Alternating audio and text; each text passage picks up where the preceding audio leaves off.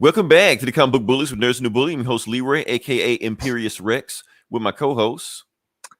Yeah, it's Eli, aka Frankenberry. There you go. My favorite series. Actually, my least favorite series growing up. Yeah. And we're back with another episode. And yeah, we're just gonna start this off. Like I said, a lot of shit happened this week. Normally nothing happens. We just gotta just make up shit. But now actually we got a cram-packed full of show. So we're just gonna jump into it. First thing we want to do, we want to make sure we pay our respect. Like I said, anytime a comic legend passes, we'll make sure we pay our respect from that one. So I want to say rest in peace to Alan Grant. Appreciate you, Eli, for loading up the image. At least I can put that much in there. I can do that part, you know. Like I said, he done a lot of stuff. To be honest with you, I didn't really read a lot of Alan Grant growing up, or any Alan Grant growing up. I may have read like maybe some Batman. I think he did some Batman in the 80s, and I read that, but that was about it. Ooh, R2. Yeah, he you probably have read some of his stuff. Batman. He created some It is Eli. Batman. Yeah, That's Facebook Jake. user. That's Jake. Did you get banned, Jake? He's a Facebook user. He wrote a lot of Batman stuff. Wrote the famous Lobo run in the 80s, made Lobo famous. Worked on Judge Dredd, a lot of 2000 AD. The British comics, the British invasion of comics. He, I believe, gave Alan Moore his big break. I believe. Don't quote me on it. You can Google it.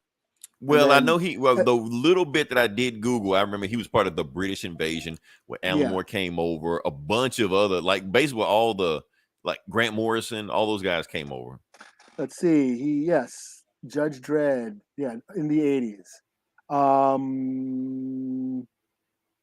Taking over Robert Tim Drake. Did he create Tim Drake? No, that was Chuck Dixon. You know that racist ass comic skater. I just pulled up an article here. Just saying how he was honored, blah blah blah blah blah. But yeah, basically Lobo, 2080, Judge Dredd, Batman stuff. Did I say Lobo? But yeah. I think he's the one who gave Alan Moore his first job, like his first writing gig or something like that. So, yeah. And we all know what Alan Moore did. So, yeah. Oh, I did. Now that I think about it, I did do some slight research on him. He created Ventriloquist. That's right. I know he did some Batman villains and stuff. I think it was somebody else he did also, but here's the thing about Ventriloquist. Nobody ever puts Ventriloquist in that weird Condiment King, kill him off like category, crazy quilt. Where I think Ventriloquist should be. It's like, do people take Ventriloquist seriously? Like, could he be like I guess you can kind of take him seriously, I guess. I don't know. You never know. I mean, what they've been doing lately, especially nobody ever calls him a joke villain, but I guess you could, the Batman, just make Ventriloquist and he's just make him mobster, like schizo, make him schizophrenic and shit. I guess you could do something with Ventriloquist and make him like a scary villain, Alan Moore's the best. Yeah. I don't know why it's not showing on Facebook. I can see it on here, but I can't see it up here, but I don't know. But that was Jake, yeah. Yeah, it's Facebook user. That's all it says. Yeah, but it's Jake every time. So shout out to Jake. Yeah. Anything else we got to add about Alan? Just good journey, sir. Yeah, like I said, if it's a comic book creator, we got to give a shout out. We don't do it. Who else will? I always forget y'all talk about comics. We forget too. But we try to remember every now and then. So yeah. Now we're gonna actually, even though we just started off the shows talking about comics, now we're gonna switch over to the box office. We're gonna talk about movies. And Eli, we got a surprise for you. I want to see. We're gonna bring back an old classic. Yep, that old bad boy. I want you to give it to me, Eli. What is the number one movie of the week? It was probably Nope, I would suspect. Yep. Don't you think? Yep. Nope was yep. That was the right answer. Yep. You also got in there a quick one. Thor: Love and Thunder. You got Minions still hanging in there with the Crawdad saying your movie, Top Gun Maverick, is down there. My movie, Elvis, is even lower. So Did you see Elvis? Fuck no. I hate Elvis more than you hate Top Gun. I don't know. It may be neck and neck. I don't know. Yeah, but that's all we got with it. So shout out to Nope. Like I said, it came through in the summertime and made box something like 44 million in domestic. So pretty good, you know. Jordan Peele's third number one grossing movie of the weekend. So that's pretty good. Like I said, it's a third movie, so he's 3 for 3 right now. So Mhm. I'm gonna go ahead and get this set up while you doing your thing, Eli. We're just I'm gonna just go sharing right out in. the link. So Oh, you sharing the link? Okay. So you want me to filibuster some more? Okay. sure, yeah. Lottie Dottie, we like the part. Now let's keep on topic. Yeah, but like I said, we got a chance to see that. Well, you got a chance to see this. I didn't get a chance to see this. Now, What the hell, man? I told you I wasn't gonna see it. I made that post I like thought you 6 months said ago. I thought you said you were gonna see it. I thought it was an event and shit, and you were gonna Yeah, it take your was an event, but take then I your realized that date. You know, yeah, I was gonna I take thought a it was date. gonna I be was a gonna get thriller night. right. I was gonna just dress up. Yeah, it was gonna be what am I wearing to the Jordan Peele movie? Nah, wasn't any of that. I was like, you know what? Nah. Because the thing was, it wasn't like everybody was talking about. Like when Us came out, everybody was talking about Us. It was like, oh, we got to go see Us. I think somebody ran out of theater. We all see Us. But for Nope, it was just like, yeah, it's cool. And so I was like, nope. There's something I know because we're the world we in now. I know digital streaming will turn around what 2 weeks from now. I see that. It's cool. I ain't got to rush. Is the only one putting the work in? Yes, Yes, Facebook Eli is putting user. the work in. That's why we pay Eli the big bucks. All Yeah. right. So, and besides, we already know the routine, Eli, on this show. Pete, that's not everybody's first radio listen to it. You do horror. And when a Fast and Furious movie comes out, that's me. That is true. So we got our wheelhouse, you know. So, but give it to me. Break it down. What go with? I want everybody to listen to it. I know Eli's gonna do spoil if there are spoilers No, going on. I'm not gonna spoil it. You're not gonna spoil it. No, I thought I'm you were gonna do not gonna spoilers. spoil it. No. Damn you, Eli. You're I take just back gonna everything you have to said. wait and see. Me and Jake take back everything we just said. I'm not gonna spoil it. Holy All shit. right. We got a bunch of comments. Is that all Jake though? It's all Jake, even though it just says Facebook users, but okay, yeah. yeah. I just saw a bunch of okay. I'm learning Exactly. how to use this We want program. spoilers. We want spoilers. Get the crowd what they want, Eli. Okay, I'll spoil the ending. Yes. The ending is credits roll. Oh man. I gave the ending. Okay. And no, there is no after credits scene. Damn. So At least I don't know. I didn't stay. I left. oh, you just left. This ain't a Marvel movie, so fuck it. I'm out. Like even if it was, like who the fuck gonna show up at the end? But Wolverine's gonna be the next Jordan Peele movie. Like, nah. Okay. So, here's my review of Nope. Now, this is just me. Because it's polarizing. Is my least favorite person on the I moved up a notch. Yes. Sweet. That's One notch. just what I Okay. wanted. I did it. Yeah, this is just my opinion. I thought it was okay. What?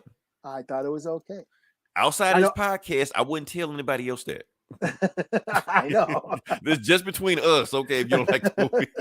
I've seen that. Yeah, this is the best shit ever. Everyone's saying Right. like this is the best shit ever. But I thought it was okay. However, it did make me think. So. The social commentary. Yes. So you got your think piece ready already? Because I know it's a Jordan Peele movie. It's a Jordan Peele movie. So a think piece is supposed to be flooding the internet right now. Yes, it's full of lots of social and political commentary layered in. It's just a big, thick, deep dish pizza of just social commentary. Little light on the story toppings, but lots of layers of crust. Okay. The crust is thick with themes and ideas that it did make me think. Now, so I don't know. I don't know what that means, if that's a good thing or bad thing. But all in all, I was entertained. I thought it was, it was a fun ride for a while. It had huge scope. It was funny. It had some really creepy moments. Jordan Peele is becoming a master of his craft, creating creepy, eerie atmosphere and a general sense of dread. There was some really unnerving moments in this flick where I was like, whoa, had me going. And I'm jaded, Right. I'm jaded. So it had me a little, had me a little, on the edge of my seat a couple times, and it looked great. The movie's just see it on the biggest screen if you can, because it looks great. He's definitely flexing his cinematic skills. You can definitely tell his influences. There's Spielberg, there's Kubrick, there's Tarantino, there's Hitchcock. He's showing off, and you can tell. And like I said, it's layered with so many deeper themes and ideas of social commentary. Mainly, the movie is basically asking why do we need to be entertained? The audience, us as an audience, us as a society, feel the need to be entertained and wowed, and this big giant scope and extravaganza and viral videos and whatnot. That's basically the main theme of this movie, our need to be entertained and our need to, and how we view film as reality. If it's not real until it's a movie. We read comic books. We've been reading comic books all our lives for decades. For some people, we have. We have, me and you, Right. Yes, and Right. and Facebook user. We know comic books. These stories have been real to us since we were kids. The general public, comics ain't real until Marvel started doing it. Right. Because it ain't a movie. It ain't real until it's a movie. It's kind of like how we view things, how we view film, and how we, reality. It becomes a different reality. Movies are another alternate reality. Another thing I want to say, not to take away from that, but how people always using like comics is like a genre. Oh, it's a comic book thing. Like, comics are not a genre; they're a medium. Mm-hmm. Yeah, like that's what it is. People just think, oh, it's a Lord of the Rings is a comic book thing. Like, no, it's not. It's a novel. Yeah. So yeah. Yeah. So yeah, I mean, it plays with with our sense of reality and how we view reality, and how what we expect from film and cinema. And I guess knowing film history and Hollywood history and Black history and how Hollywood represents minorities, I think the movie relies on the audience being aware of that to sort of help the experience. You know what I mean? It helps, kind of like, Once Upon a Time in Hollywood. I know it's a divisive movie, but if you don't know the history, then you're not gonna really care. If you don't know the history of film and Hollywood and the Manson and Sharon Tate, if you're not aware of that, then the movie just doesn't work. So in that sense, this movie relies on your knowledge of film and Black history and how minorities are represented in Hollywood. They're like Steve Yeun's character. He's the guy Glenn played Glenn on The Walking Dead. He's in this movie. He plays a child star, ex-child star, who is like a part of some TV sitcom from the 80s or 90s, where he was like the minority kid adopted by the white family, which was a trope back in the 80s. Different strokes, Webster. The ethnic kid being adopted by the white suburban family. That was a thing, and it was a way for one of the ways minority children could get an acting right. So it plays with those, and I think Jordan Peele is counting on the audience's awareness of that for the movie to be effective. And of course, there's a big, strong sense of capitalism and how, it strips our humanity away as we chase the almighty dollar. So, okay. So it's got all these big themes, but the story was a little thin.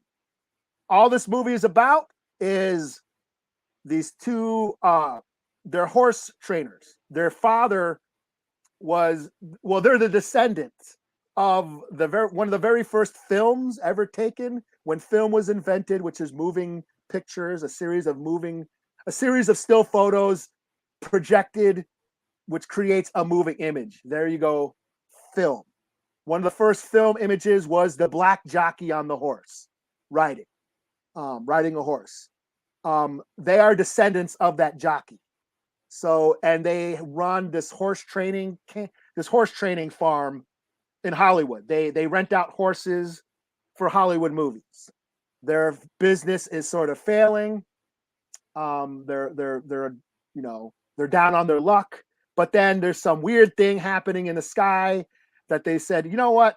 Let's film it and get proof of UFOs, and we'll get rich. That's essentially all this movie's about.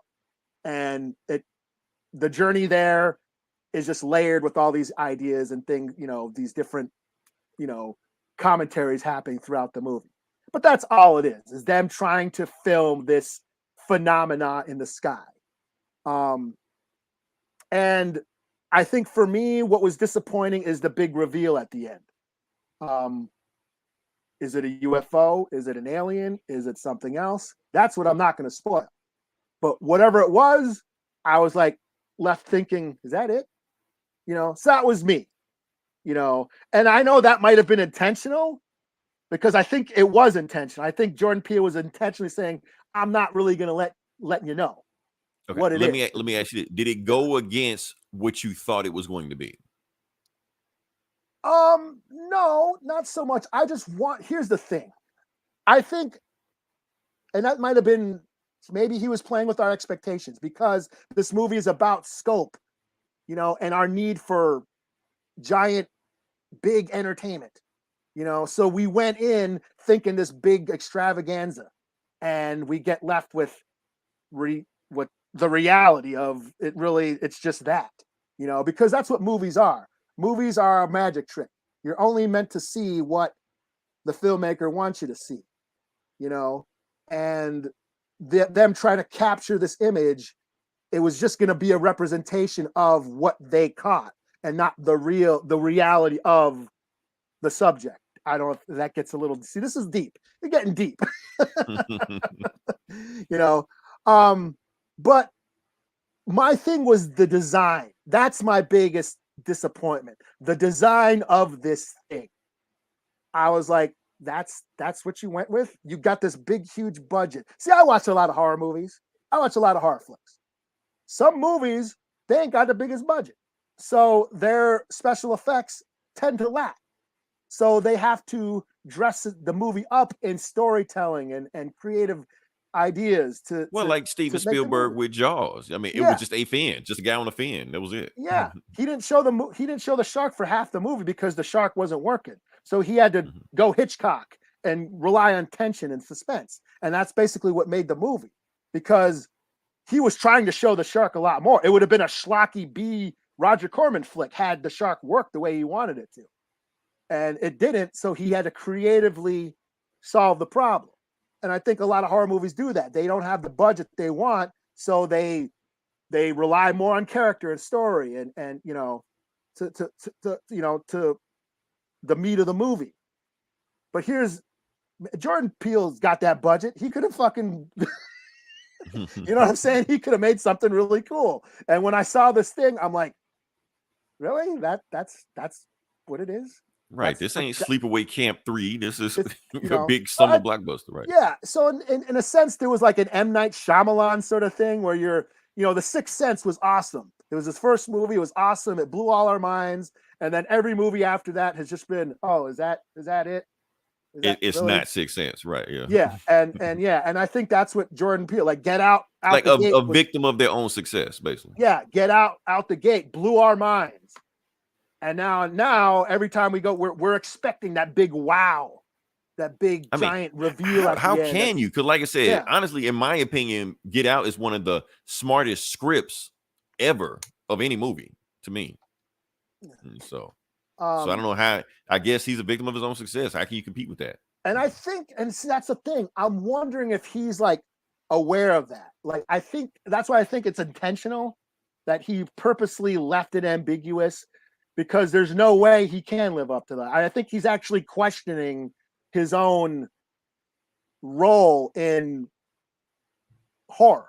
You know what I mean? In the horror genre, black horror, because you got to know, like, ever since Get Out, there's been all these like knockoff imitations of it's black horror. We got Chris Rock doing a shitty Saw movie. We had shitty Candyman. We've had, we've had some of these black horror movies that wouldn't okay. get greenlit unless he came out with Get Out. Yeah. I just watched this movie called Karen. Piece of shit. But it's called Karen. You know what it's about. But it sucked because they're trying to ride off Get Out success. And I think he's aware of that. And he's sort of playing with the audience's expectations. Facebook user, he liked Candyman. I was about to say that. I disagree. I thought it was okay. My big beef was all the kills were off screen. Was it PG-13 or something? It should have been because the kills were off screen. You mother effer. Everything happened off screen. I'm like, no. I'm like, hey, hey, cameraman, give me the camera. Facebook user also has another question. A question that needs answers. They do ask that question. There's because again, he's aware of the audience, knowing about aliens. Like aliens are, a government conspiracy, or are they aliens abducting people and doing anal probes, or is it something else? He actually asked that question in the movie, and one of the characters in the movie actually says that, the thing about anal probes. So yeah, like he's expecting the audience to know the genre, But I think my expectations of this movie was, I think I was expecting a Get Out. I was expecting like a big mind-blowing sort of idea or especially concept. Since people were already kind of let down by Us. Not saying Us was a bad movie. I like Us. But Us wasn't Get Out. I don't think anybody say Us was Get Out. Like they were on the same level. No. So people were thinking that, okay, for the third one, he's gonna bounce back, come yeah, this was more in the sense of Us, where it had again a lot of big ideas and expressing all these social commentaries, but the story was kind of thin. That's what this is. A lot of big ideas, but the story was a little lacking. It kind of reminds me of the new Matrix, where the new Matrix had a lot to say. That's not a yeah. It had a lot to say about society and the world and our current, problems and what goes on in our current society. But the new Matrix had a lot to say about that, but the story was a little lacking. It didn't become a movie until they decided to go save Trinity. That's when it became the movie, Right. Other than that, like storm the tower, kill the dragon, that shit. Yeah. I mean, it was more. It had more. It's like it had more to do with trying to tell us what it was about than actually being about something, if that makes sense. Like the story wasn't there, but hey, I'm trying to express all these ideas about our world in this movie, and so it got a little pretentious without being entertaining. I guess that's what I mean. But there was some entertaining parts. Like I said, he can create a great mood, some creepy atmosphere. There was a lot of funny scenes. It's just towards the end, I was getting a little antsy. I started feeling it towards the end. Like, okay, what is this thing? And then is that it? That's all it is. So yeah, I mean, all in all, I guess I'll give it a 3.5 out of 5. That's not bad. It's not bad. It's 7 out of 10 for those trying to do math at home. So yeah, I mean, I wasn't particularly wowed by it like some people are. Some people just slapping 10 out of 10, 11 out of 10s on it. It's Jordan amazing, Peele, and I'm sure they're gonna come out. It does have the capacity to be about people write all these think pieces and the cinema. Right. And people were doing that with Us also. Like, what does it mean? What does it mean? This is what I think it means. Us didn't need all that shit. Us was just homage to slasher flicks. That's all it was. Yeah. And maybe some old movies like, This is an homage to like Aliens, like Close Encounters, X-Files, like B monster movies. Basically. Right, but people trying to say, what does it mean about our society? What is George trying to say? He's not trying to say anything. He's telling what he's saying. Yeah. This last movie, the main guy's name was Jason. Yeah, and I think that's where it suffers. I think it's more, the movie's more concerned about expressing all these ideas, abstract ideas, about our society than the story, the actual So story people of the just gonna go in movie. there just digging for meaning that may or may not Yeah. even be there. Oh, And you can it's do so that. smart. You see, here's the thing, Eli. The movie's too smart for you. That's what they're gonna say. They're gonna say right now. I can see that. And the thing is, no, I get it. I love a great, give me all the fucking social commentary, the deeper, let me read between the lines all I want. I love that shit when a movie can do that, but also entertain me, entertain, be cool, have a cool story. Don't just be a pretentious Food artist. Yeah. and medicine. Gotta Yeah. have both. Yeah. Yeah. I mean, I love, like I said, it made me think. It just left me thinking, But that's just me. That's just me. Like I said, you might like it. You might like it. So we'll see. We'll see. Jake might Like I like said, it. Yeah, Jake might like. You like yeah, I'm surprised Candyman, so Jake- shit. Yeah, If you like Candyman, this you might be might right like up your it. alley. Yeah. Yeah. And then Jake gonna write like 1,000 think pieces on it. Yeah. Like, just what it means. The most brilliant right. movie ever made, and you could probably say that. Like I said, it has enough, deeper messages planted in without. It's deep enough where you can do that with this movie. It's just storyline was a little lacking. So Okay. All right. So other stuff that happened this weekend, we're just gonna jump right into it. We also talked about San Diego Comic-Con. They dropped a whole bunch of shit. This was the whole weekend, and of course, Hall H dropped some stuff also. Hall H is the thing that everybody waits on, because Hall H is the thing where they actually come out and they announce everything. It's the new movies coming out for whatever. And basically, got to boil down who won San Diego Comic-Con, because of course a bunch of people were there, but it's only two people we care about. It was a game, so it was a fight. Yeah, it's always a fight. Everything is competition. It's tribalism. So Coke and Pepsi, Nintendo and Sega, yeah, it's always a fight. Yeah, so that's the thing right now. So everybody wants to know who won. Who won, Marvel or DC? Whoever else showed up at Comic-Con, I don't really care. It's between Marvel and DC.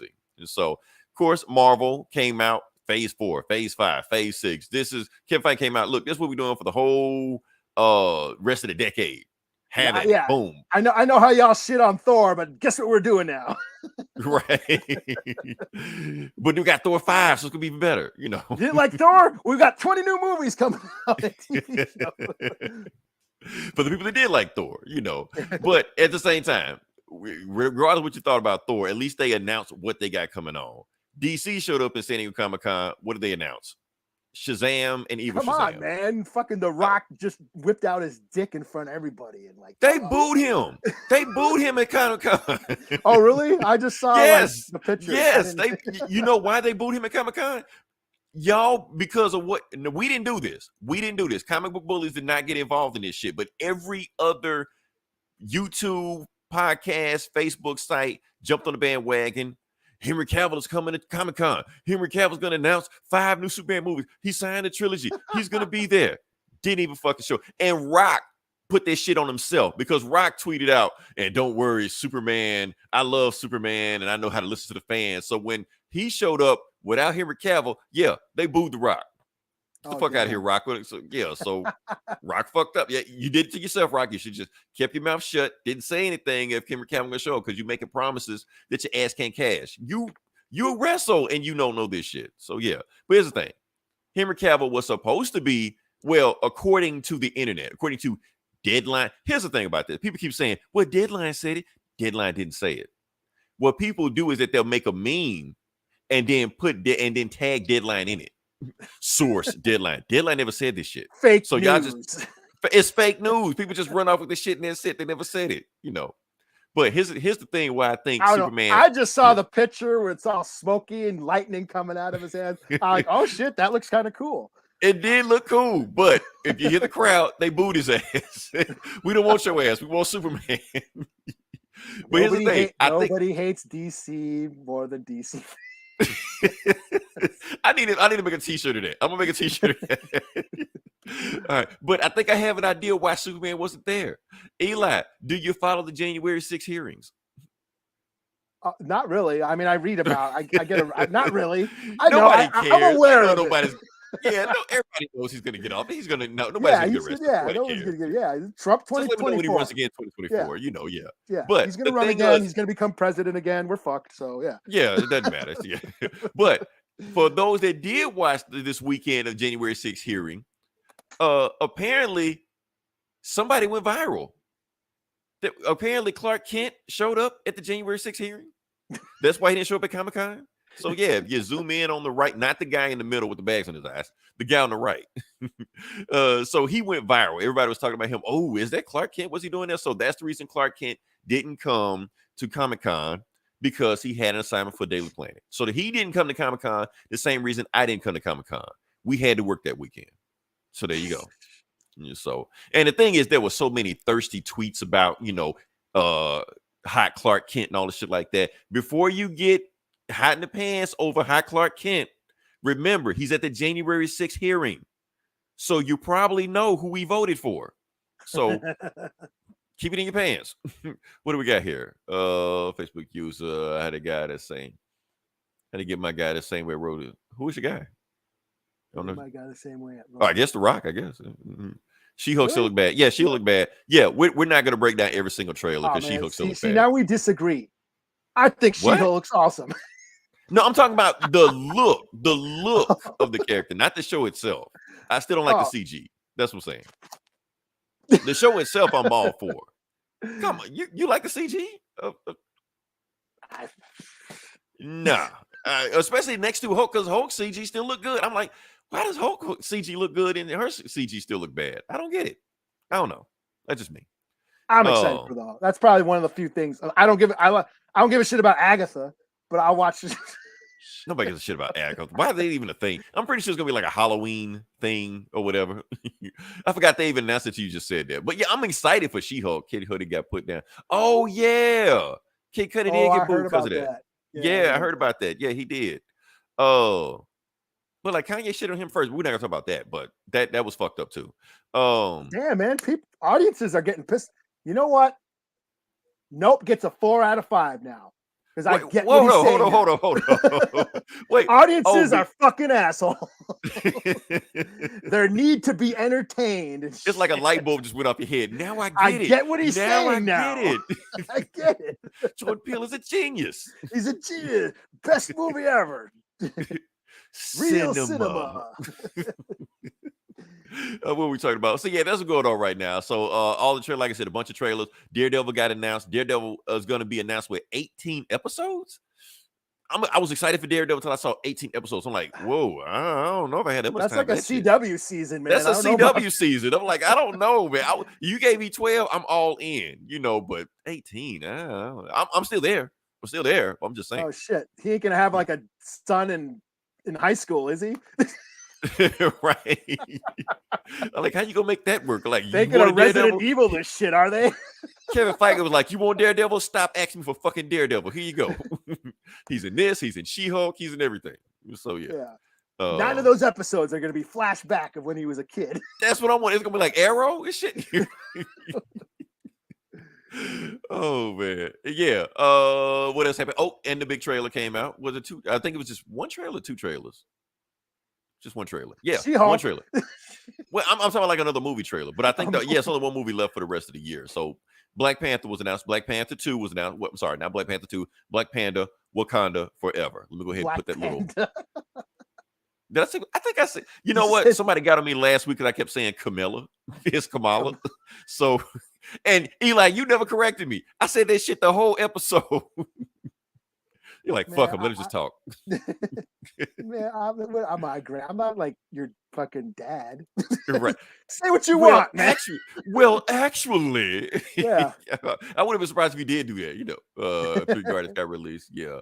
But they didn't actually show the trailer, so yeah. But yeah, let's talk about the Black Panther 2 trailer, Black Panther Wakanda Forever. Everybody been doing reaction breakdowns and shit like that. Everybody was telling me. So I just want to do like a deep dive. So we're not doing actually live reaction. We're going to deep dive, break down some stuff in the trailer, what I saw, and talk about it. So first thing we're going to talk about is the beginning of the scene. The beginning of the scene, they're all dressed in white and they're dancing. People don't know what that is. It is a funeral.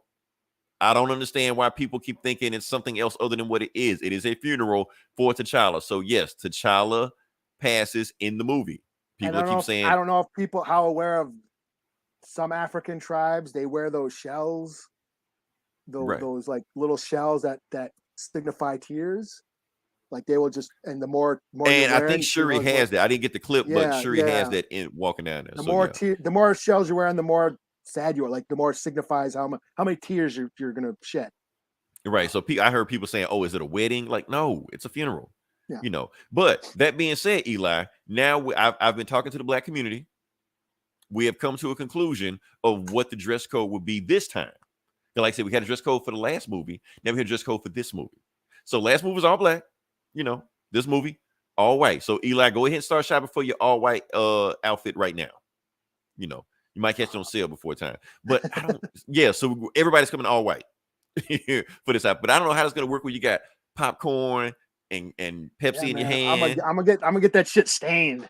Oh, and even just sitting on the seat. Sitting on the seat, you stand up and your ass is all brown and shit. You know? Yeah, the fucking the cuffs and my bottom of my pants and the movie theaters. Okay, yeah, this sounds like a bad idea. So I tell you what, Eli, I'm gonna run this up the flagpole back to the Black community. I might have to get white drawers because I don't got any white drawers. You can see through that shit. Oh, you're just gonna be dangling, just walking in. No, just man, at my age, hitting the dick right in front of me. Yeah, man, at my age, I'll be sitting on them like, oh fuck. So that doesn't sound like a good idea. You can't wear white after Labor Day. Yeah, that's true. You can't wear white after Labor Day, but it's a little bit after Labor Day. So yeah. So we'll come to it. Maybe eggshell. We'll come up with something else. You know, cream. There we go. Yeah. So yeah, but that's what's going on right now. So like I said, it is. So a matter of fact, I actually read a synopsis and it confirmed T'Challa has passed. So everybody's making up these fan theories what they think it's going to be. No, you're wrong. T'Challa has passed. It's after the blip. This is after Thanos got beaten, stuff like that. See, we don't know how he passes, but they're saying that's what's going on right now. Let's see what we got going on right here. Oh, so do you think this happens between the blip? No, I don't. But plenty of other people do. Even though the movie in Endgame said Shuri was dead, doing it, she got blipped too. So I don't know where they're coming up with this shit. Oh, well, you don't know that. They said it. So I don't know where they keep coming with this weird Avengers versus X-Men or what the fuck? A versus X? Yeah, AVX, yeah. Where Namor flooded Wakanda or some shit? Yep. Right here. I get hit myself, but yeah, that's it. So that's the scene right there, AVX with Namor flooded Wakanda. So in the actual movie, that happens. So I don't know if people caught that, anything like that. So it looks like Wakanda gets destroyed. So you think he died in the flood? No. He dies before this. Yeah. No. I think the flood. Yeah, I'm thinking he died before the flood. I'm thinking he just passed by a sickness, illness, whatever. He just caught something and died. Oh. So I don't think, some villain Claw or Moses Magnus or somebody killed him. Nothing like. I think he just passed an illness, and then we just go through the rest of the movie. So I'm thinking this is all going to happen at the very beginning of the movie, the funeral scene. We get to it, and then we move on to the rest of the movie, where Atlantis and Wakandans fight each other, shit like that. Yeah. So, but there is a flood, and I do think Wakanda's going to get destroyed. So what else we got here? This we'll talk about, Namor. So he's there. Namor, for people that don't know who Namor is, Namor the Submariner. That's why I said Imperious Rex at the beginning of the show. Because he's pretty much one of, if not the most important Marvel character ever.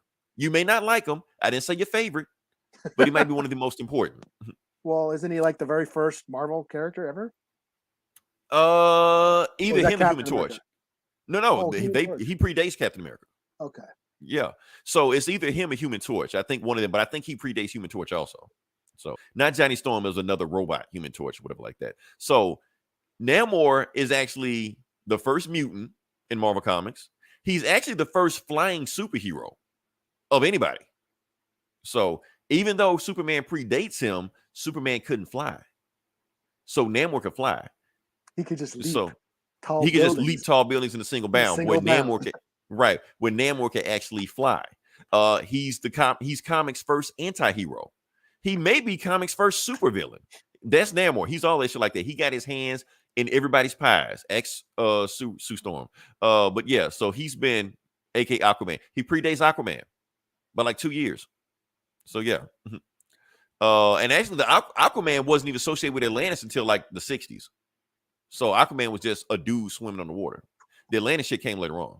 What else we talking about? But yeah, So, like I said, Namor has been a member of the Avengers, fought the Avengers, member of the Fantastic Four, fought the Fantastic Four, member of the X-Men, fought the X-Men, member of the Defenders, fought the Defenders. So yeah, he's been in everything. So you can put Namor in everywhere. And the reason you haven't seen Namor, they waited until 2022 to see Namor because his rights were tied up because he's involved in so much shit. Nobody know who owned his rights. Sony, Universal, Paramount, whatever. So I guess they cleared this shit up.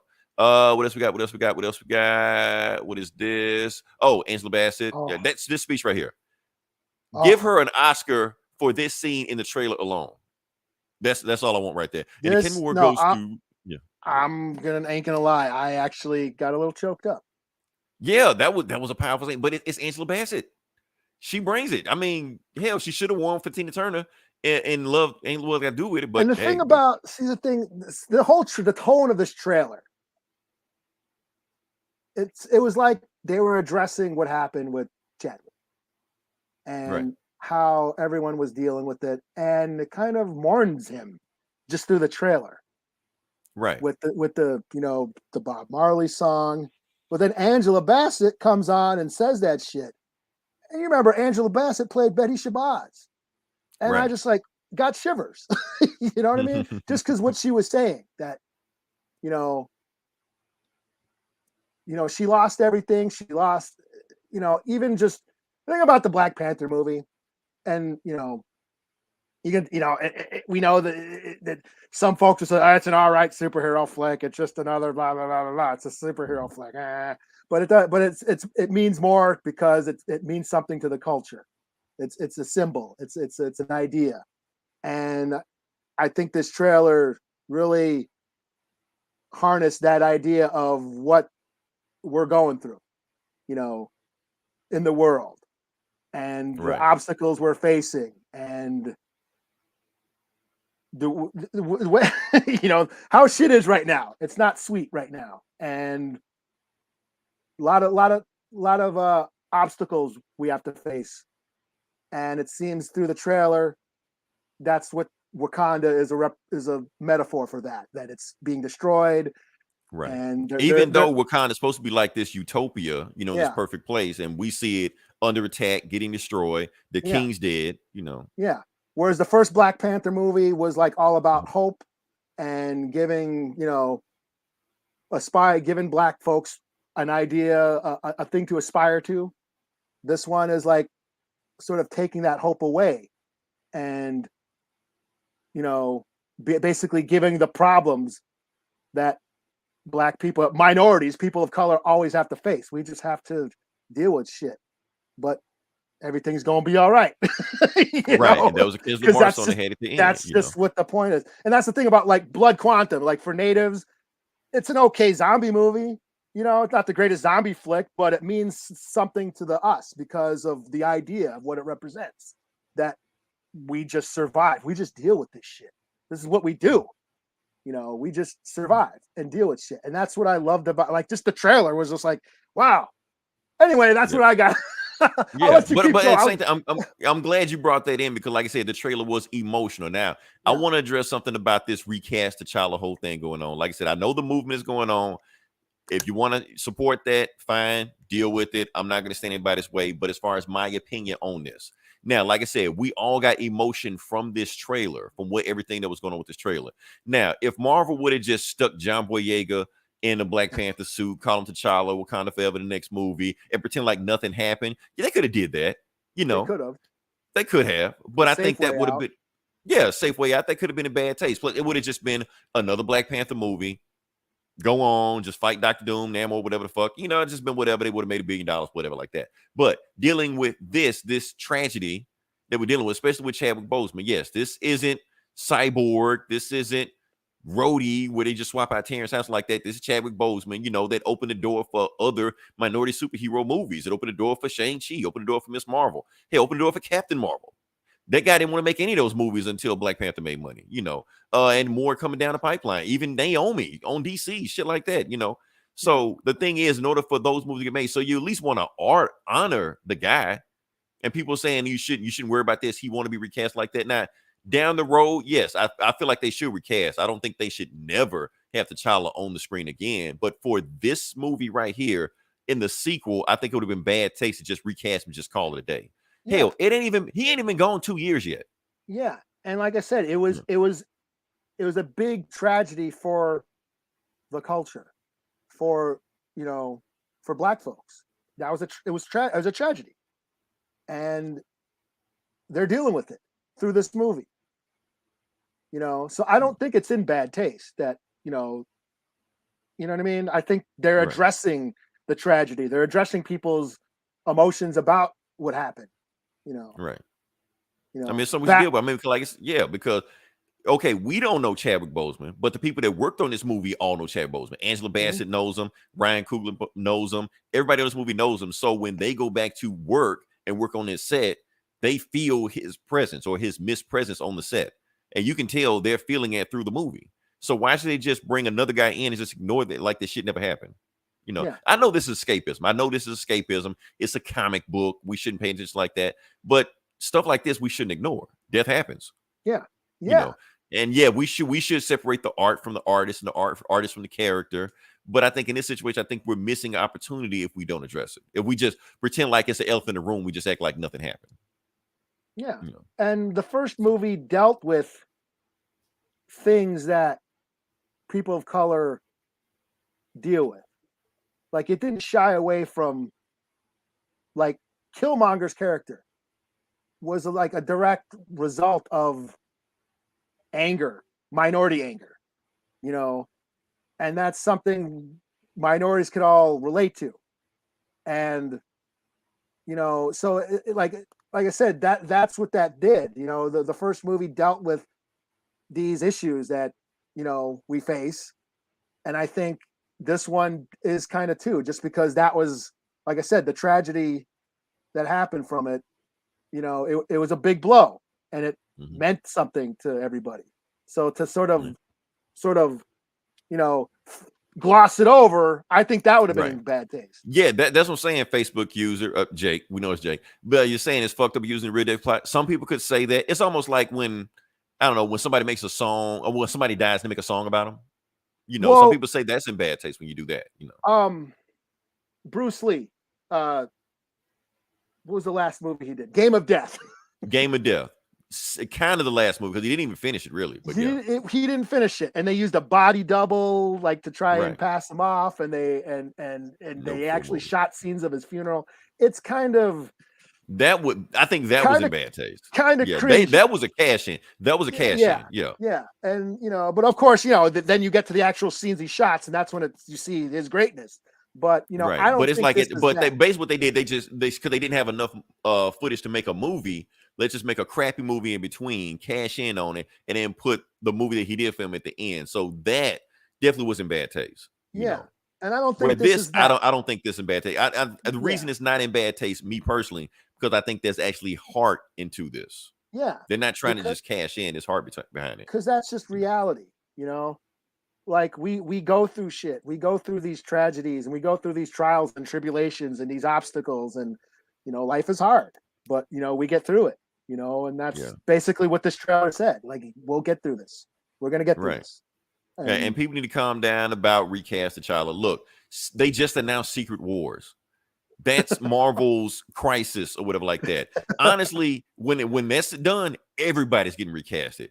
Tony's coming back, Steve's coming back, T'Challa's coming back, Natasha's coming back, everybody's coming back. They are not gonna put the Marvel franchise on Anthony Mackie's back. I'm sorry. I don't think they're gonna do that. I was wondering about that. I was like, who is gonna? They got a new Avengers movies is coming out in a few years. Like, well, who the fuck are the Avengers? Right. Okay. So Falcon's gonna fight Kang and Doctor Doom. Okay. Yeah. All right. Like at least those first movies we had like Robert Downey Jr. He was like sort of like he had the bravado and the charisma that everyone sort of just gravitated towards, and he kind of like led those movies. But we don't got that now. We got. And the thing is, like, if you watch those movies, like Robert Downey Jr. was never like in the forefront of those movies, but because he's him, he sticks out. He feels like he's in the forefront of the movie just because he's that type of personality. Like I said, Anthony Mackie, not calling him a bad actor, but as far as a lead, I'm not really 100% sold on him. Like I said, he's got like 100 movies on Netflix, and none of them impressed me. But I'm excited for the New World Order, whatever Captain America 4 is going to be called. You know, that's a weird ass name for a movie, but yeah. Let's just run through some more. Oh, Is it we got to Doctor run through Strange? Is Doctor Strange the leader now? Hell, I hope not. No, he wouldn't even lead her in his own movie. I'm like wondering who can it be? I mean, it ain't Falcon, it ain't Doctor Strange, it ain't Ms. Marvel. Wong. Wong is the leader. Is it Loki? Wong. Like there you go. Wong is the leader. Wong is leader of the Avengers now. Yeah. Let's see what else we got. Okay. Riri Williams is in there. Okay. I didn't get a picture of the other thing, but yeah, Riri Williams, for those that don't know. Oh, yeah. For people that do know, they pretty much blame Riri for the downfall of comics, or like the prime example of them. You know, the people just hate her for some reason. Not this podcast, but other people podcast. But yeah, her and Shuri go back. They are best friends, besties, stuff like that. They're both like science nerds and shit like that. Riri came to Wakanda. They trade. They didn't like each other at first, but then they became friends later on. So it's nice to see that their relationship is getting picked up in the storyline. I am gonna miss her dynamic, you know, because she's doing the iron pumping thing, like Tony Stark did, you know, or whatever. Yeah. So we're gonna miss out on her relationship with Tony Stark, because Tony trained her in the comics and like he was a protege, not taught her science shit, but trained her in superhero shit, like taught her how to fight. Basically, she was Peter Parker in the MCU, like how Peter Parker is in the MCU. That's how she was in the comics. But you know, that's how that was. But trained her, you know, stuff like that. What else we got? What do we got here? Oh, we got Tony. It was something else I was gonna. Yeah, no, not that. Damn it. I'm just skip. I was trying to show the Atlanteans, but never mind. This one. So at the end of the movie, end of the trailer, there was another Black Panther. Everybody's like, who is this Black Panther? Who is the new one? Is it alternate universe Killmonger? No, you assholes. Shuri. Pick up a fucking comic. This is part of the storyline. So when T'Challa went down, Shuri became the new Black Panther. So I don't know why they think people's gonna think they're gonna deviate from that, but yeah, that's what's going on with that. So yeah, that's all I got with that Black Panther trailer. Like I said, a lot of stuff to break down. It's some other stuff I caught also. I think I saw one part where it looked like Okoye was getting attacked by the Dora Milaje. So I don't know what that was about. But yeah, Okoye? we'll go. Yeah. It like that Dora Milaje was turning on her. So I don't know if they went bad or she went bad or whatever the fuck going on. We don't know. So it's a real quick scene, but it was there. So we'll see what happens. So do you think they might be introducing Doom in this flick? Do I think that? In an after credit scene, maybe? Yes, I do. I think it's gonna be after credit scene because a lot of this story is following the Doom War storyline. But for people who don't know the Doom War storyline, go read the Doom War storyline. Basically, Dr. Doom tried to assassinate T'Challa. Almost got him. Pretty much put T'Challa out of business, out of commission for a while. Like he had to relearn how to walk and shit like that. While he was down, he couldn't carry out the Black Panther, so Shuri became the Black Panther. Doom did some shit behind the scene to make it think like the Atlanteans tried to assassinate T'Challa and almost started a war between them. The war didn't start then, but they eventually went to war later on. But yeah, so Shuri and Namor fought all the shit like that. So yeah, so it's very close to that Doom War storyline. And Doom did that to basically weaken Wakanda so he could take over. Yeah. So because we are supposedly we're getting a Fantastic Four movie in a couple of years. So it might as well just go ahead and put Doom in there now. So and if we're doing the Kang universe or whatever the fuck, Kang Dynasty and in Secret Wars, yeah, you gotta have them both, right? You gotta have them both, yeah. So yeah, gotta have them back to back. So yeah, but that's all I got with that one. So we can move on past that. Yeah, moving on past that, Eli, I guess we can start with the comic books. Sure. Yeah. Like I said, appreciate everybody for sticking with us. Still stay with us because we got some more books we want to talk about. So it's Comic Book Bullies, where we talk about the comic books. And Eli, I'm gonna let you go first because I think you got more books than I do. All right. Yeah. I'll get my images up. Guess I'll do Shang-Chi. Ooh. Can you do anything else? Why did you not read it, or did you? I did read it. Oh, I think so. Yeah, because I only got 2 books. So. Oh. Yeah, because you got 4. I got 2, but you did. You put it on the list. You read it. Yeah. Oh. Because I looked at the list briefly, and I was just like, damn, if you take Shang-Chi, I ain't got shit. What else did you read? Black Adam? Nah, I didn't. I should have. If I know you would have read Shang-Chi, I would have read Black Adam. That would have gave I me did another read book. Black Adam, but I don't have an image. Oh. but I'll do Han and Chewie number 3 or 4. What is this? 4. Number 4. Okay. I'm surprised you didn't read Star Wars 25. Nah, man, they're still doing that fucking Crimson Dawn shit that I. Oh, isn't it like the conclusion of it or something like that? It's like issue 25. It's been going on for a long time, and I'm like, Vader. They're trying to kill Vader, and they're not because it's Vader. You know. So this is basically Han and Chewie, and one back in their smuggling days when they were doing dirt for Jabba. They get hired by Jabba the Hutt to go steal the urn, the ashes of one of his old rivals. But all this criminal caper mishaps ensues. They're working with Greedo because he's the only one who knows where it is. But then they find the urn and then take off and ditch Greedo. But then while they're on Corellia, which is Han Solo's home planet, they find Han Solo's dad. So Han Solo's dad's been tagging along. On the last issue, Han they run into Black Chrysanthemum, Black Chewbacca. Okay. He Black was made Chewbacca, famous. the evil Chewbacca. Yeah, the Black Chewbacca that was on the Boba Fett show. And he ends up stealing Han, or like kidnapping Han. So this issue is basically very Chewbacca eccentric. We basically watch Chewbacca go rescue Han. There's very little dialogue in this issue. It's just Chewbacca getting down, going after, flying the Millennium Falcon, tracking down Black Chrysanthemum. They get into a fight. They have a slugfest with Chewbacca, with Wookiee against Wookiee. He finds Han. They take off. Meanwhile, I forgot to say, Chewie left Han's dad on the Millennium Falcon to go rescue Han. So Chewie finds Han, beats the shit out of. He gets in a fight with Black Chrysanthemum, gets Han. They escape back to the Millennium Falcon.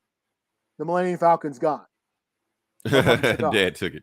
The dad took it, and that's where it ends. So that sounds like something Han's dad would do. So yeah, they're in a pickle. So, and I'm just digging this series. This is just a lot of fun. It's just Han and Chewie doing crime shit. Who's writing it? Is it Charles Soules again? Is it Charles? Who is writing this? Sorry, I don't know if it's Charles Soules. Who is it? It is Mark Guggenheim. Oh yeah. That guy. He does a lot of shit. He like big time. Yeah. So, and it's just fun. Like I said, it's crime shit, Old West outlaw shit in the Star Wars universe that I think the Disney shows are a little too afraid to go too deep into. So I get it. Family friendly. Yeah, I get it. I get it from the comics. So this is just fun. It's just fun. 4 out of 5. Cool. All right. Next book I'm going to do. Not gonna do Shang-Chi. I'm gonna start off with this one. The reason I wanted to do a book this week, I just wanted to see where this storyline is going. So I'm going to do A.X.E Judgments. Okay. For those who know, A.X.E means Avengers, X-Men, Eternals. It's a 3-way fight. Sounds like a lot of action. So let's get down to it. See exactly where the story is going. Now we got that pulled up. So now we've been reading Road to X, Journey to X, Judgment of X. This is X. This is where the X story starts. So we're just going to jump into it. Okay, so it's finally this is Avengers, X-Men, and Eternals? Yeah, they're all in it, and the fight actually starts in this book. So they actually the war starts in this one. All right. So, yeah. So, no more foreplay. Let's get to it. All right. Yeah, so it starts off, Tony Stark right there is having a dinner date with Cersei. Meanwhile, they're across the street from the treehouse, which is the X-Men's, headquarters. And basically, Tony is interrogating. So, like, look, I know some shit is going on with you in the Eternals. A war's about to start, but I need more information. What's going on? And Cersei's like, I'm not gonna tell you anything. And Tony's just like, she's not gonna tell me. Take her. And she looks up in the sky. It's Phoenix. And it's Echo just snatches her out of the place and takes her into space. And she's getting the shit kicked out of her by Echo, Captain Marvel, and Thor. Now, I don't care who you are. Those 3 come for your ass. You're done. So even Eternal. you know. Yeah, so in the X-Men's looking up there like, damn, sister got that ass kicked, but they got their own problems because since the information's got out that they know how to resurrect themselves, all the humans want the technology also. So now the humans hate the X-Men even more than they did before. you know, and Jean Grey's like hearing their thoughts, and she even get the thoughts of one of the women down there, was upset that her daughter died. And the X-Men have the ability to bring her back, but they won't because she's not a mutant. So like, damn, well, what can we do? Well, nothing we can do. Cyclops is like, he don't care. Meanwhile, you got Krakoa talking, they trying to figure out what's going on, and Destiny has a premonition, but it says, boom, the Eternals are trying to kill us. They're gonna kill us like very soon. Like, oh shit. Let me go to Mars. Let me warn those people. So Nightcrawler goes to Mars and talk and find Storm and Magneto and Cable, and he tells them what's what. Cable's like, okay, no. Storm is like, I'll go to Earth because the Quiet Council needs to meet right now to find out what's going on with the Eternals. Meanwhile, they're gonna talk with the Quiet Council on Mars and hash it out. Go from there. Okay, cool. What do we got here? We got Iron Man took Cersei back to the Avengers Mountain, and he put her in a special room where psychic powers don't work. She's like, oh yeah, my psychic powers don't work, but my matter manipulation works just the same. And she just turned back into her Eternals outfit, and she's like, look, Tony, you can't keep me locked in here. Matter of fact, with your heart condition, even from this distance, I can just give you a heart attack right now by the snap of a finger. And all people would think like, why this shit didn't happen 10 years ago? She's like, look, just tell me what I want to know. Who are you about to fight? Who are you about to go to war with? She's like, I'm not telling you anything. And then that's when Tony gets a phone call. He's like, it's not working. I'm coming in. And he's like, no, you can't come in because she'll mind control you. You're like, it don't matter, Tony. You know the rules. And that's when Captain America walks in. He was like, look, Cersei used to be Avenger, once an Avenger, always an Avenger. So he starts talking, and he's just like, well, what do you know? And she's like, what do I know? What do you know? Because basically, they know information that Druid is about to start a war. They know he's about to start a war, but they don't know who he's about to start a war with. So we get to it, and we go to Druid, and we find out what he's doing. He's going to like some other high council in the Eternals, and he's saying, I need control of the Unimind to kill the mutants. So do I have your permission? And they all give him a thumbs up. They're like, yep, let's do the Unimind. And they do it. So he's talking to Thanos' uncle, telling him the whole situation. And he basically like his Thanos' uncle, Uranus, not Uranus, Uranus. Yeah. I got to keep remembering that. He's been locked in there for like 100,000 years. And Droog is telling him, I tell you what, I'm going to let you out for 1 hour, for just 1 hour. After that, the machine is going to teleport you back in here. But you commit this, and you do one thing for an hour, wreak as much havoc as you can, and just do that for me. Well, I go handle some other shit, So he's like, and that's when you got this cool ass picture of Uranus. He's like, Uranus, the undying. Watch what I do with an hour. That's what she said, We go to William Taggart. Yeah. So Morgan McTaggart and Druid is just talking it over. Just like, so how are you going to kill the mutants? You're like, I'm going to show you. And he basically breaks down his plan while the plan is happening during this hour while Uranus is doing his old fucked up shit. So you got Wolverine Gold Balls playing volleyball, and the Quiet Council is talking. They're just like, well, what the hell is going on? Where's Mr. Sinister? We ain't seen Mr. Sinister in months, And while they're talking, that's when they all get the psychic attack. And the Unimind is over Krakoa, and the Unimind is about to kill everybody on the country. That's when all the psychics in the X-Men go into teleport, psychic mode, like Jean Grey and Hope and Emma Frost and Professor X, and they go to battle with the Unimind. So human eyes can't see this battle, but it's a mind battle that nobody else can see. But so that means all the telepaths are out of play, which means the regular Eternals can go to work. So they got actually battle armor on right now, and they start fighting the shit out of them. They just start fucking up mutants, and they call the X-Men teleport from New York from the treehouse, teleport everybody. And then while the Mars Quiet Council is talking, they get attacked, but we don't see who they get attacked by until later on. So Wolverine sniffs something, he smells something, so he's fighting his way, chopping his way through Eternals, and he see Gold Balls is dead, and he's one of the 5. So he's like, this isn't good, because they know who the 5 are. So he's like, if he's going for them, he's going for Hope next. So he teleports and he stabs in the Eternals right before he kills Hope. And he's just like, oh damn, you're good. He's like, how did you even know I was here? He's like, I couldn't smell you, because you got some kind of eternal power that stops me from smelling you, but I can smell the blood on your knife from gold balls. You need to clean your blades more. You're like, okay. And he just teleports away, but Wolverine steps in front of Hope to stop him from getting stabbed and shit like that, but he just teleports and that's it. So, and he was like, basically, Gene, stop this unimind battle. Get back here. They're trying to kill the fire. They're trying to kill Hope, So basically, the Eternals did what they wanted to do, and they left. And Drew is just like, well, I did what I wanted to do. I'm out, But somehow Gold Balls had a backup of himself. So since he's there, they can still, basically the fire is still intact. And they bring back Cable, even though he was on Mars, and he's just like, what happened? He's just like, tell me what happened, and that's when Uranos, is counting down and he teleports, his hours is up, he teleports back, and you see a trail of bodies on Mars. So that's what he did in an hour, and he's basically just like, look, you need me because your other plan failed, but I got the shit done, so bring me back and we can just get this done. He's like, no, I'm not ever letting you out ever again. You're crazy, So we go to the Avengers and they get approached by, oh yeah, this shit was funny right here. Druid announces phase 2 of his plan. He's just like, he basically hacks into everybody's smartphone on the planet. He tells citizens of Earth, I'm come to deal with you about this mutant problem. We're the Eternals and we're gonna kill them. And we should have did it a long time ago, but our bad. We're gonna take care of them now. And basically everybody on the planet starts cheering. They're like, thank you. Get rid of these motherfuckers. We want them gone. Fuck these muties. And he was like, but we're gonna need some monsters that we're gonna resurrect from the Western Hemisphere to kill them. So if you're on the Western Hemisphere, you might want to move away from the coastline. And these monsters are called the Hex, and that's gonna say after record next. We continue. So yeah, like I said, the war has started. The war is going on. We got action. They know who the 5 are. They know where to hurt the X-Men, and I think everybody on Mars is dead. So we'll see how it goes. So, well, damn. Yeah. Overall, pretty interesting start. I'm into this summer blockbuster. Let's see where it goes. So cool. All right. So yeah, what you got next? I'll do Black Adam number 2. Okay. I don't have that on the list, but we can go with it. Yeah.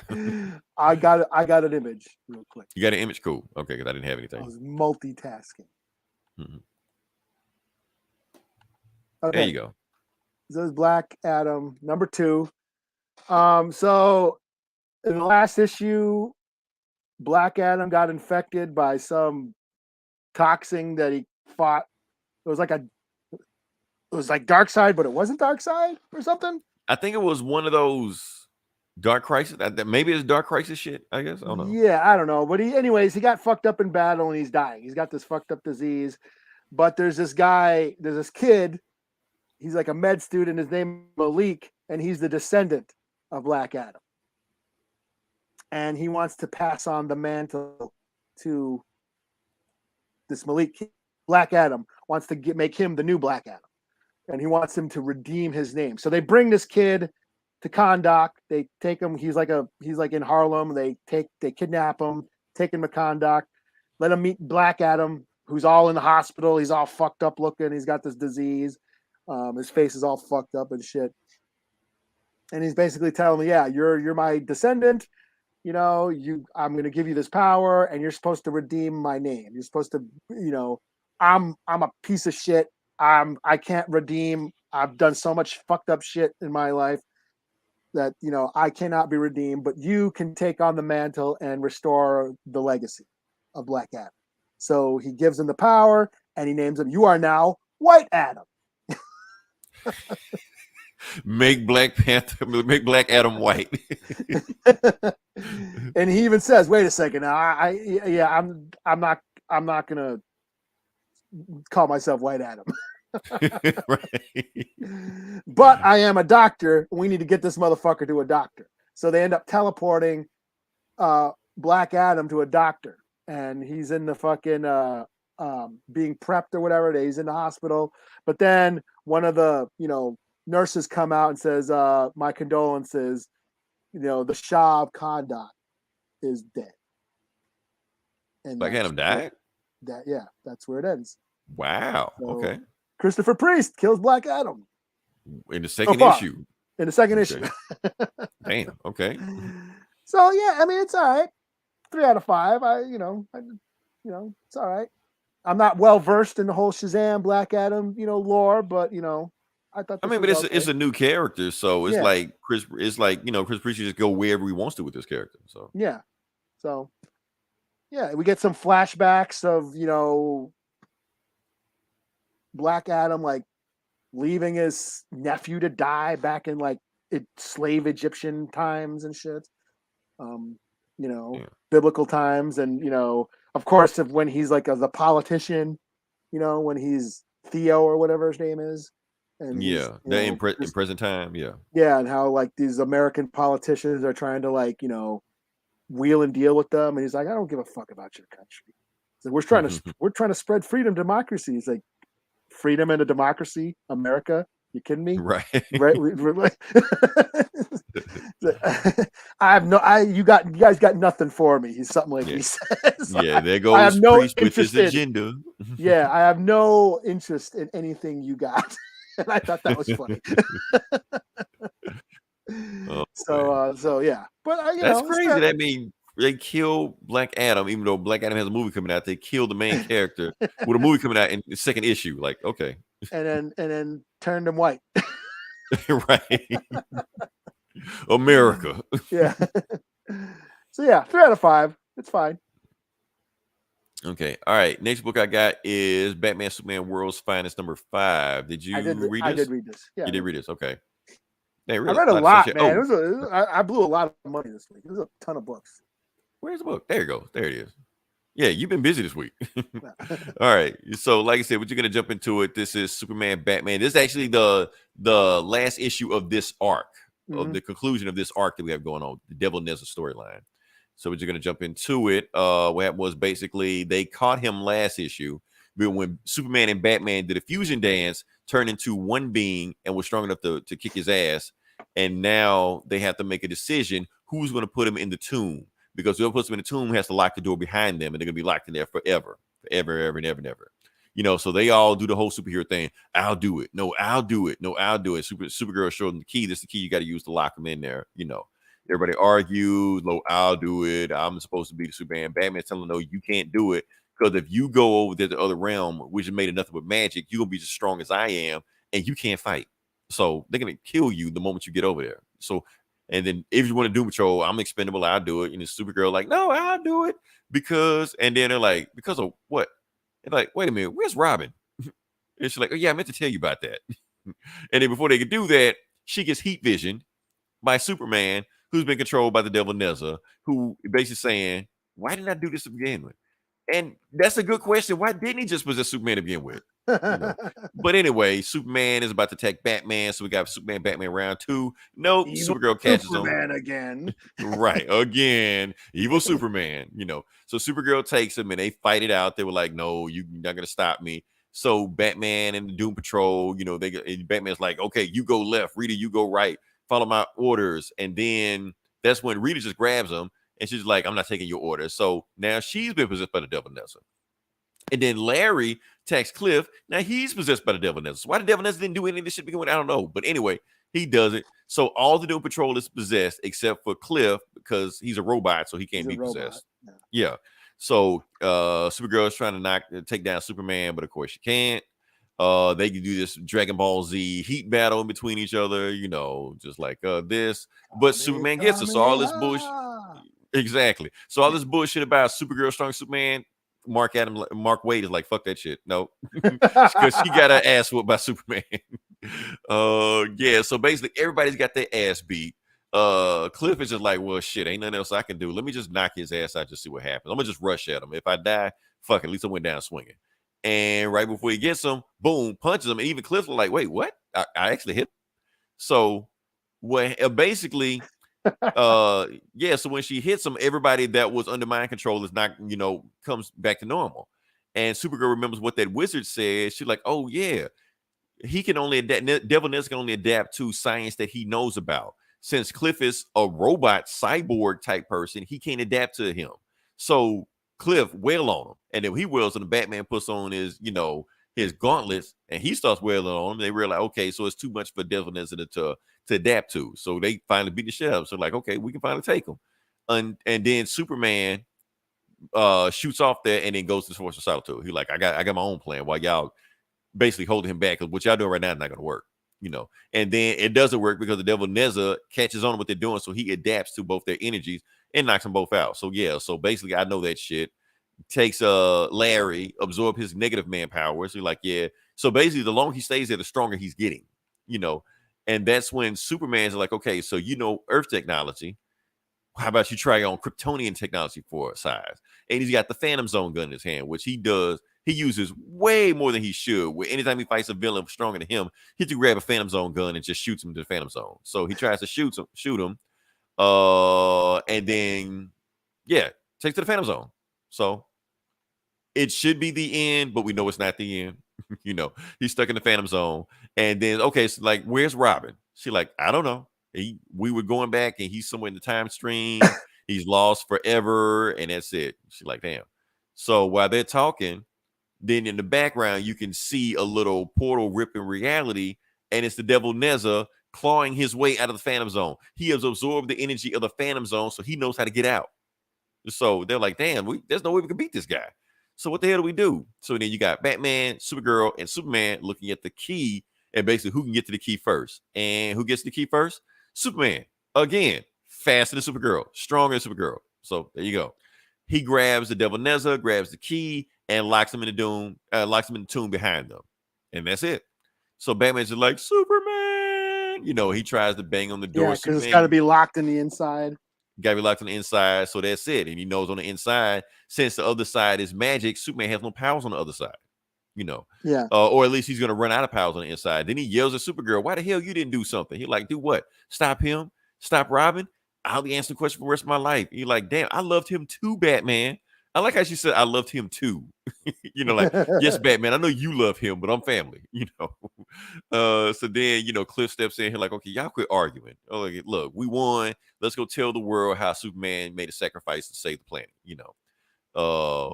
And then Batman, you coming? And Batman's looking. He's like, hold up, it's not here. You're like, Clark, you son of a bitch. You're like, yeah. And then he was like, He took the Phantom Zone gun in there with him. So he's just like, and he remembers the rip that the devil Nezza left. He was like, there's the rip.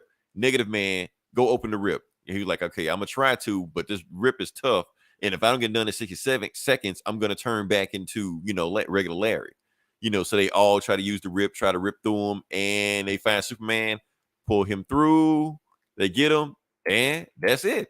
So yeah, Superman escapes the Phantom Zone. And so he's looking at Batman like, took you long enough. And Batman like, man, that was stupid as hell. He's like, no, it's not stupid as hell. Aren't you Batman? I knew you were gonna find a way to get me out of there. You're like, oh yeah, you're right, I am Batman. Okay, yeah. Yeah, and he basically tell him what he did. The devil Nezza, when he got locked in there, he took the Phantom Zone gun and turned it on himself to blast himself into the Phantom Zone. And before he did it, he heat visioned it right before he disappeared to stick the devil Nezza in there so he can't get out. And he was just waiting for Batman to find a way to get him out of there. And then Supergirl is like, yeah, let's make sure nobody else finds this place. So they basically throw all kind of rubble on top of it, bury the tomb so nobody else can find it. And then it's just like, good day, Batman. But I'm sorry about Robin, Batman. And it basically looking like so the next arc is let's rescue Robin. Meanwhile, in present day, I guess we go back to the tomb of the devil Nezza and we see Damian Wayne Robin. And he finds the tomb of the devil Nezza. And it looks like that tomb was built on Lazarus Island, which is the whole arc that Robin has been dealing with the whole time. So they didn't know they built that shit there. We continue to Batman versus Robin. So yeah, versus Robin. Versus Robin. So yeah, I want to see how that shit goes. So yeah, awesome arc. Mark Waid killed it. It's just classic Batman and Superman is what you expect. Batman and Superman, it was a nice balance. They did need each other, so it didn't feel like one was more overpowered than the other. Having Batman and Superman fusion dance was a cool little thing also. So good for trivia night. So yeah, awesome arc. I don't know if I'll stick with the next arc. A lot of time with these books, when you get to that second arc, it starts going downhill. But this first arc, yeah, I was all on board. So cool. Yeah, what you got? I will do. Should we do Madballs? Go for it. Yeah, why don't I do that? I won't object to that. So Were you a Madball fan? I don't even know who Madballs is, but I was Oh not man. a Garbage Pail fan, kid. I was Oh. not a fan of them. Why? Because it didn't have your name. Even if it did have my name, I still wouldn't fuck with them. Well, I was a fan of both of these. Me and my brother loved both of these. Madballs versus Garbage Pail Kids. It's a comic, Dynamite, just putting out some stupid schlock for nostalgia's sake, and that's all this is. So for those who don't know, Madballs and Garbage Pail Kids were two toy. Well, Madballs was like a toy line. They were Right. balls. But Garbage Pail Kids were definitely a toy line. Yeah. So Madballs, they're basically these they were balls shaped like monsters and zombies and gross, gory things, that kids in the 80s were into because it was the fucking 80s. Slime and slime. Yeah. I actually had a Slobulous shirt, which is one of them.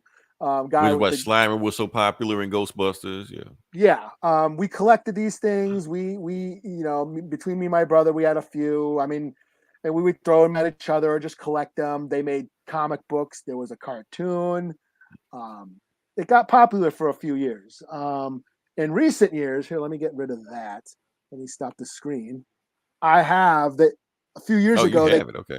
They came out with a horror movie line of Madballs. This is my Leatherface Madball. He's even got a hammer in his head. I also have a Predator Madball, but my fucking dog ate it. But yeah, so Madballs, they were just just gross toys, balls made shaped like monsters, and you had to be in the 80s to understand. It was like gross out boy humor, dick and fart, or just grossy fart like jokes. Nickelodeon, you can't do that on television, all that stuff like that. So yeah. So that was one of them. And then there was Garbage Pail Kids. Garbage Pail Kids were a parody of Cabbage Patch Kids, which were, these very highly sought after dolls, in the 80s. And Art Spiegelman was one of the artists on these. So Topps, the trading card company, they did bazooka gum and baseball cards, and they specialized in trading cards, Mars Attacks and movie cards and stuff like that. And then it would be a stick of gum. So they started doing the series called The Garbage Pail Kids, which was a parody of Cabbage Patch Kids, where only these babies were very gross out toilet humor, kind of like Mad Magazine, and they used their names. Like Atom Bomb was the kid with the blowing up head. You had Large Marge and, all different kinds of the Booger Bobby or whatever, and his snot coming out of his mouth. These were highly popular. Again, me and my brother. Had a movie. They had a movie, a very stupid movie. And parents lost their shit. The movie sucks. Yes. Even for 80s, crappy 80s standards, it's bad. And not in the bad, it's good. No, it's bad and bad. And again, me and my brother had a bunch of these cards, stickers. I always searched for my name, but of course, I didn't have one of those names that, a common name. John and Bob and no one could pronounce my name ever in every year in school. My name was always pronounced wrong. but yeah, ironically, I first saw these in church. Garbage Pail. Okay, somebody snuck one in or something. The kids in Sunday school had Garbage Pail. That's where I first heard of them. But so anyways, Dynamite took these two franchises and stuck them in a comic book together, and it's just stupid nostalgic fun.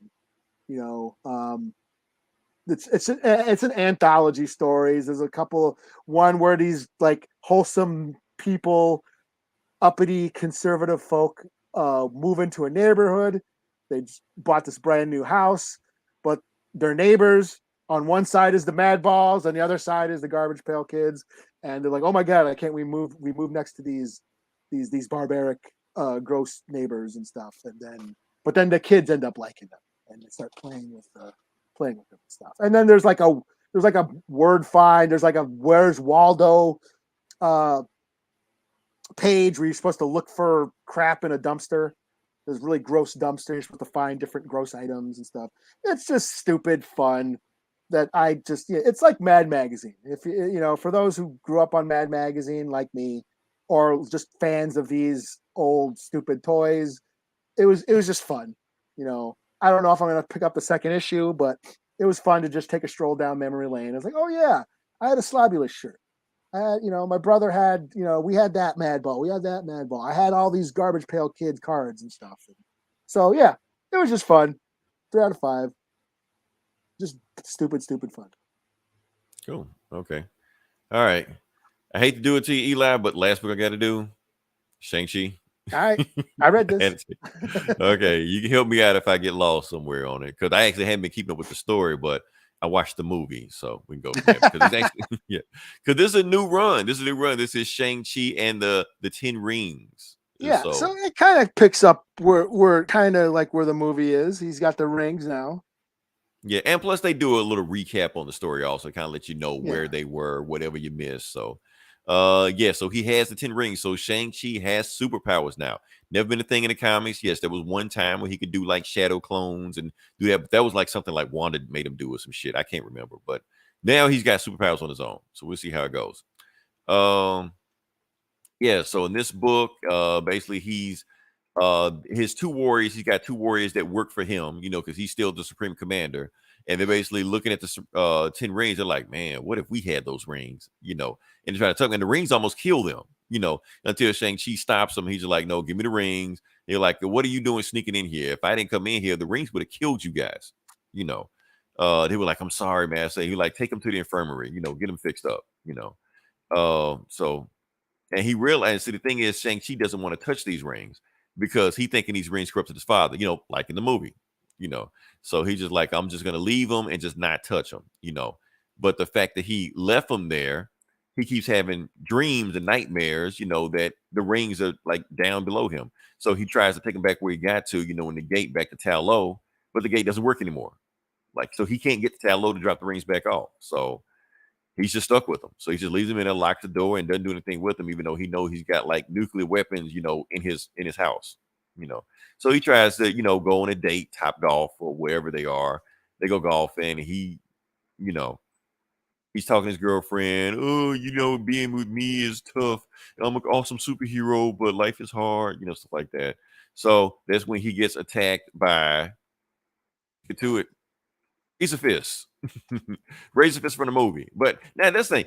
Shang-Chi doesn't get enough credit for his rogues gallery. He actually has an awesome rogues gallery. Not just Razor fist, but like dudes like Stealth Stalker and Death Dealer. And these are awesome ass names for dudes that just show like one time they die and that's it, So anyway, he fights Razor fist. At the mini golf course. At the mini golf course. He chops up one of the windmills on the golf course.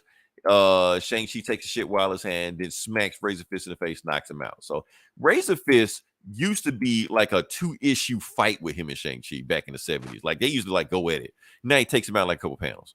So somebody got upgrade, somebody didn't. So anyway, he gets notification that his house is under attack, by Master Ling, like the house priest or something like that. I think it's who Master Ling is. So he's got to get to the house. He does his Superman, turns in, trying to go to superhero form and leaves the girl. And I think his girlfriend is the same lawyer chick that like his boss's niece or some shit from the first run. Yeah. Something like that. Okay. Yeah. So yeah, he goes there. He sees the house under attack, smoke's coming from, something like that. He sees Hydra kicking the shit out of his men. So he's like, this can't happen. So he dives down there, kicks the shit out of them, just goes to work. He's like, why the hell are Hydra here in my house? They're obviously after the 10 rings, but how did they even know the 10 rings were here or what the 10 rings even are? So they're trying to hack into it. He goes there and kicks the shit out of that guy before he can hack into the room, or he actually gets the room open, And then he realized this Lady Iron Fan, I guess that's the chick from the last run, whatever. And she's like, she's like, hey, Shang-Chi, since you put me out of business on the last run, I had to outsource. And when I outsourced, I told everybody where the 10 rings were. Like, who is everybody? Those guys behind you. And basically you got AIM, the Red Dot Collective, the Inner Demons, the hand, gangsters, ninjas, terrorists. Everybody. Yeah, except the mob. No mob here. We need more mafia representation in the MCU. But yeah, anyway. So anyway, all these guys, even Shang-Chi can't take these guys. You would think. Until he like, okay, let's go at it. And he just Kia, bitch. What the hell? You know, What the hell? what's wrong? You know, kick the shit out of him. He's moving so fast. It's like 3 of them. He like kick the shit out of everybody. And everybody catching hands. The hand is catching hands. You know, kick the shit out of him and the demons. And then he gets shot at by one of his own men, the same guy from the beginning of the story. He sold them out. He's the one that sold the codes to a Lady Iron Fan. He's like, I don't trust you because when the other guy was in charge, your dad was in charge, we ran smoothly. Now look at us. Everybody's attacking us. We're under control. We're out of control right now. And it's all your fault, you know. And he points the gun at him. He was like, oh, shit. So, and that's when Master Lean blasted him in the face, which we did. Did Master Lean ever have powers before? I think back in the other dimension, didn't he? Or did the he? other, okay. The other Because Shang-Chi looked surprised, like, okay, I didn't know you could do that. You know, but he kills that guy. He's like, look, if we're going to survive this, you got to be as ruthless as I am right now. Nobody can get to those rings right now. So he kicks the shit out of the Red Dot Collector. Kicks that shit out of Red Dot. He's like, oh, hey, you met my bodyguard? Red Cannon. So it's a new guy, you know. Cool design. I like this. They need to bring this guy back. I don't know who you've never seen him before, but he shoots at Shang-Chi, and apparently he's fast enough that Shang-Chi can almost get him. He's doing the flipping and dipping and dodging and diving, you know, and he sees a weak point. He sees a weak point on him. He like, look at his arm. He like, if I can get to that, take that pressure point out, I can get him. So bam, hits it, and his arm falls off. But Red Dot only wanted to distract him. He just wanted to distract long enough to get to the rings. And as soon as he gets to the rings, one of the rings shoot through his chest. Yeah. Dead. So he's got out my weak spot. It's still you fail. Exactly. That's what Shang-Chi was like, you idiots. I wasn't protecting you from the rings. I was protecting the rings from you. So then he takes the rings and I guess he starts flying so he can fly now. Yeah, he starts whooping ass. He gets the and glow. Just starts, gets the glow. When you got the glow, is the last dragon. The body move. And just takes out everybody like it's nothing, you know. You possess like, the power of the glow. And then everybody starts running. Scram, turkeys. Split the scene. You know, everybody takes off running and shit like that. And he falls back to his fall back to earth. And he's basically tired, and the rings fall down. He's just like, oh shit, I'm tired, you know. Yeah. And the book ends. We continue. So yeah. So basically the ring takes a heavy toll. He realized the ring is like he might be sacrificing his soul to use those rings. Yeah, so, he's struggling with, you know, an inner struggle of, is he going to become evil like his dad? Right. Which something that wasn't in the movie. I thought that's a nice twist. Yeah. You know, in the rings, in the movie, he got the rings and the rings became good just because he's good. In this, he's like, you know, I can't turn to my father. The corrupt, yes. Exactly. Like Lord of the Rings, they have the power to corrupt or whatever. He's afraid of the power. From a ring. Ah. Yeah. Symmetry. Yeah. So yeah, honestly, awesome story. It drops you in there. It gives you backdrop what's going on. If you know Shang-Chi movie, you can go in this. If you know the Master of Kung Fu comics, you can jump in on this. So yeah, this is fun. Yeah, I've been on Shang-Chi ever since. What's this kid's name again? The guy who took it over? Well, I think I think it's a new artist on this book. But I like the artist because I like the old artist because he had like that anime feel. Yeah, Gene Luen Yang. Yeah, and this artist feel like he's continuing that anime feel also. I still like the other artists better, but it still has that kinetic energy where you feel it. I'll be honest with you, Eli, when those assassins start showing up the hand and the gangsters shit like that, I start playing the Shang-Chi soundtrack. You know? I was like, let's play this shit. Let's just put on the big TV and just let you know that do for the trailer. Yeah, all that shit was playing. And then when he's fighting that dude with the arm, then play Weak Spot by Wu-Tang. Right. Then play. I need a Shang-Chi playlist next time I read next Shang-Chi book. But yeah. Yeah, but what you got next? I think I'm booked out. Am I booked out? I believe I'm booked out. Yeah, I think I'm booked. Right? Oh no, I did do a power. Oh, I'll do a power bomb shit. That's right. Yeah, I thought it was one more book you had on there. Yeah. Yeah, I sort of added No, because I was going to do Shang-Chi, but then I added Black Adam. So I thought I was done. Let's do A Powerbomb, that wrestling book that Daniel Warren Johnson is doing. I love Daniel Warren Johnson's artwork. I love his writing. He really has a lot of heart and emotion to his stories. He did the Beta Ray Bill book, which is one of my favorite books of last year. He did that Wonder Woman Dead Earth. He did Murder Falcon, which is one of my favorite books too. And he's bringing that style, that really heartfelt emotional style to this pro wrestling book.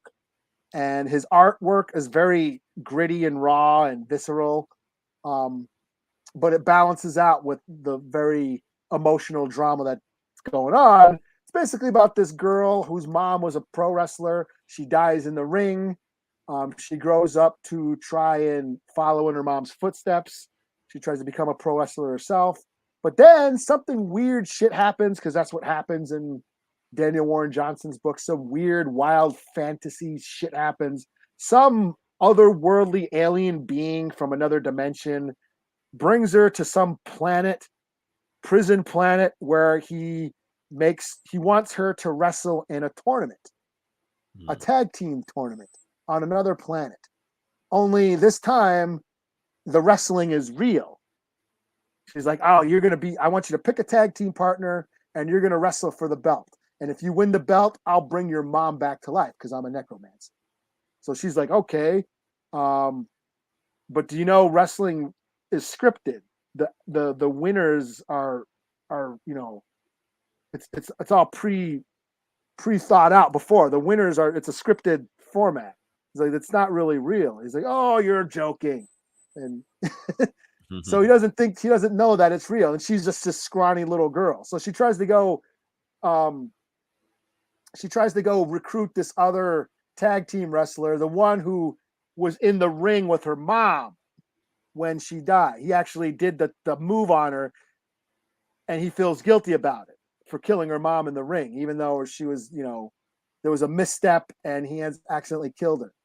So he's been feeling guilty about it ever since. His name is Cobra Sun. So she tries to recruit Cobra Sun. But I need a tag team partner for this alien wrestling tournament. There's, oh, you're talking about that necro guy, the necromancer? Yeah, he already tried to recruit me. Yeah, I'm not doing that shit, and you're not going to be my tag team partner anyways because you're too small and you barely know anything. And kind of, she said, well, fine, I'm going to do it without you. I'll go find my own wrestling partner. And she kind of storms out. Then she gets a phone call from her dad. And she's like, hi, Dad. And then it cuts to her dad, and it's actually that tag team guy, Cobra Sun, who's always wearing a mask. He's a luchador. Wrestler, always wore a mask. So she doesn't know that was her dad. So that's fucked up. I am your father. Yes, that's her dad. Father killed her mother. Killed her mom. Actually killed her mom. It's like that. Daniel Warren Johnson's shit is dramatic. I was not expecting that. I was like, oh shit.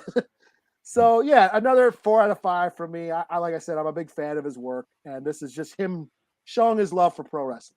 And like some of the action is just great. Like he's very kinetic, visceral brutality. Well, you seen the Beta Ray Bill, didn't you? The book? I didn't, but I'm pretty sure it's on Marvel Limited. I'm gonna get on that. I'm gonna get on that. Very raw, gritty action. I love his style. Very it's not clean. It's not slick. It's not refined. It's very dirty. Old and dirty.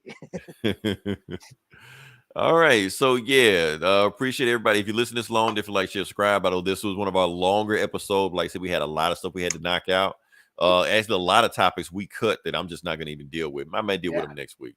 Yeah, I didn't even get to talk about the Chucky trailer, but the Chucky trailer. I didn't know about that. Yeah, or the new Ninja Turtle book that's coming out. Yeah, like there's a lot of shit at San Diego that I was. Yeah, like I said, this was Comic-Con this weekend. Like technically we could have did a show just on that one, but there's other stuff I wanted to talk about, so I didn't want to just talk about Comic-Con. Join us next week. I don't know what's happening. I'm pretty sure something will happen, or we'll find something to talk about, or the topics we didn't talk about this week, we'll talk about it next week. Either way, we got stuff. So okay. Talk about all the Ninja Turtles you want to talk about next week. So yeah. Until then, this is Leroy. This is Eli. We'll talk to you guys next week. Same bullet time, same bullet channel.